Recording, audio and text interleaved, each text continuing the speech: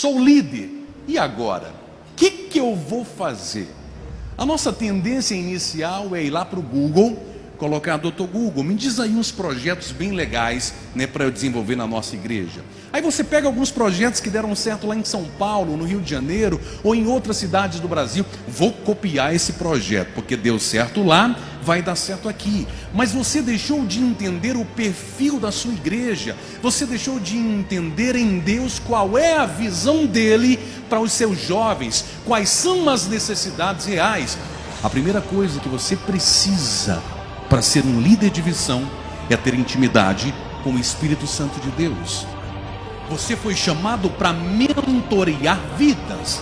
Você foi chamado para cuidar de jovens. E nós vivemos, queridos, infelizmente, nesse mundo pós-moderno, onde a secularização, onde o hedonismo e tantos outros ismos aí tem dia após dia, sabe, tentado influenciar negativamente os nossos jovens. Há pesquisas, por exemplo, que dizem que 58% dos jovens cristãos se desviam quando entram na universidade. Qual é o referencial de vida que nós temos sido para os nossos jovens e adolescentes? Se os líderes correm, os liderados andam. Se os líderes andam, os liderados sentam. Se os líderes sentam, os liderados deitam. Se os líderes deitam, os liderados dormem. Se os líderes dormem, os liderados morrem.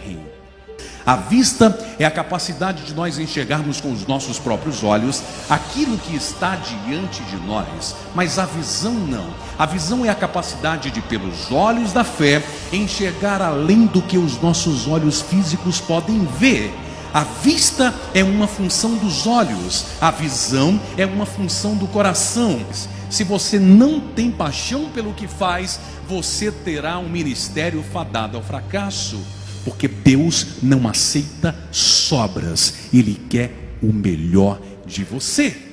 Como proteger os nossos jovens da influência do mal? Como cuidar desses meninos que vivem, por exemplo, hoje, um problema que tem afetado de menores aos maiores, que tem afetado pastores, mas que tem afetado muitos jovens dentro de nossas congregações. Um problema chamado depressão. O que é a depressão? A depressão não é uma tristeza, a depressão é uma melancolia da alma. A Organização Mundial da Saúde diz que até o ano de 2030, a depressão será o maior mal ou a maior doença do mundo, superando até doenças como câncer e doenças cardiovasculares, doenças do coração. Você está cuidando de pessoas. Essas pessoas, muito mais do que grandes projetos, elas querem um abraço. O que essas pessoas querem de você é ouvir uma palavra de alento ao coração. Quantos jovens dentro de nossas próprias igrejas têm se afastado do caminho do Senhor? Quem sabe onde quer chegar, escolhe o caminho certo e o jeito de caminhar. Ou seja, em outras palavras, o primeiro lugar ou a primeira coisa que você precisa é ter a ideia de onde você quer chegar. Vocês começaram o ano, qual é o projeto de vocês? Quais são as metas desse projeto? Aonde você quer chegar? Às vezes eu chego para alguns líderes e digo: meu filho, qual é o teu projeto? Pastor, o senhor sabe, né? A gente está no comando do Espírito Santo. Então o Espírito Santo vai me orientando aí durante o ano e eu vou fazendo. Isso se chama desorganização. Todo projeto precisa ter começo, meio e fim. Existe a fase da concepção de ideias, o que na linguagem do cinema a gente chama de brainstorming, é tempestade de ideias, é aquele momento onde do nada começa a vir uma série de ideias na sua cabeça, você volta a ficar louco, né? Meu Deus, é tanta coisa, como é que eu vou organizar isso? Coloca num papel. Papel, a forma de falar, vai para o notebook, vai para o celular, começa a anotar tudo isso. Aí depois tem o tempo de maturação desse projeto. É o tempo onde você vai organizar essas ideias para só depois esse projeto ele ser executado.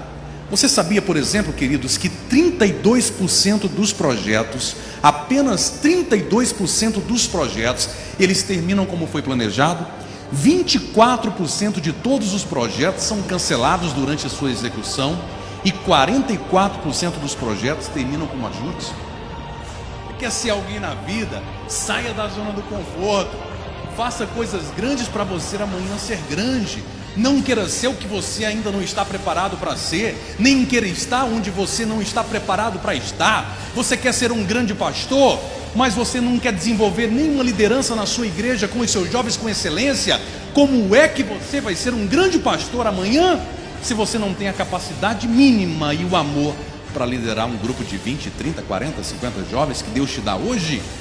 Uma geração que ora é uma geração que está mais antenada com a palavra de Deus. A saber que uma geração que ora é uma geração que busca viver em santidade. A saber que uma geração que ora é uma geração que também sai às ruas para pregar o Evangelho. E quando nós olhamos os grandes avivamentos da história, de Rua Azul e de tantos outros, aqueles que varreram os Estados Unidos da América, aqueles que percorreram toda a Europa e outros países, todos esses grandes avivamentos começaram com um pequeno grupo de pessoas, e na maioria das vezes um grupo de jovens com joelhos no chão, que buscaram a Deus e que receberam uma revelação de Deus, e a partir dali começaram a incendiar vidas, começaram a inflamar pessoas com o poder do Evangelho.